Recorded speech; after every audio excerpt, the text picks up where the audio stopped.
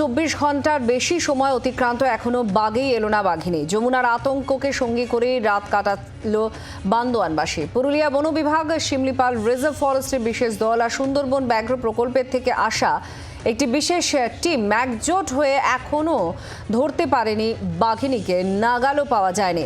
বন দপ্তর থেকে পাওয়া যে শেষ খবর তা অনুসারে পুরুলিয়ায় বান্দোয়ান থানার রাইকা পাহাড়ের কেশরা জঙ্গলে ঘোরাঘুরি করছে বাঘিনী। জঙ্গলের বিভিন্ন জায়গায় ফাঁদ পাতা হলেও ধরা দেয়নি যমুনা, ফলে আতঙ্ক ছড়িয়েছে জঙ্গল লাগোয়া গ্রামগুলিতে। গ্রামে গ্রামে মাইকিংয়ের মাধ্যমে সতর্ক করা হচ্ছে। কার্যত গৃহবন্দী রয়েছে গোটা গ্রাম, রাস্তাঘাট ফাঁকা, বিভিন্ন জায়গায় মোতায়েন রয়েছেন বনকর্মীরা।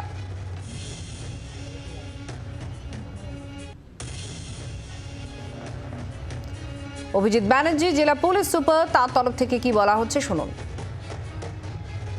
সকলকে সতর্ক করা হচ্ছে, ওয়াইল্ড লাইফ সম্বন্ধে সতর্ক করা হচ্ছে এবং তার যে গুরুত্ব ইম্পর্টেন্স সেটা সম্বন্ধে সতর্ক করা হচ্ছে।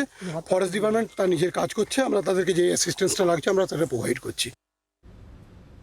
পুলিশের বক্তব্য শুনলেন। এবার স্থানীয়রা যারা এখনো আতঙ্কে রয়েছেন তারা কি বলছেন শুনুন।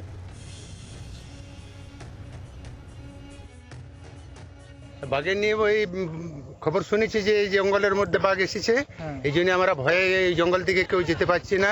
গরু ছাগল মেয়ে ছেলে কেউ ওইদিকে বেরোতে পারছি না। আমরা খুব ভয়াতর অবস্থায় আছি আর কি।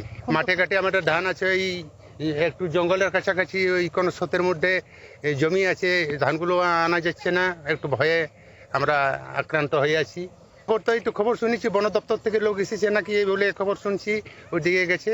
তারপরে কি খবর এখন সেটা আর বলতে পারছি না আর কি। বাঘটা যাতে ধরতে পারে বা নিয়ে যেতে পারে তাতে হয় ভালো হয় আর কি। আতঙ্ক তো ধরুন রয়্যাল বেঙ্গল টাইগার আতঙ্ক তো এলাকায় থাকবেই। তারপরে চাষের মরশুম, সবাই মাঠে ঘাটে কাজ করছে, সেই হিসাবে একটা ভয়ের পরিবেশ তৈরি হয়েছে। মানুষ দেখুন বেরাচ্ছে, কিছু কিছু বেরাচ্ছে, কিছু কাজ ছেড়ে বাড়ি বলছে না আজকে বেরাবো নাই, এত সামনে বাঘ প্রথম আসছে।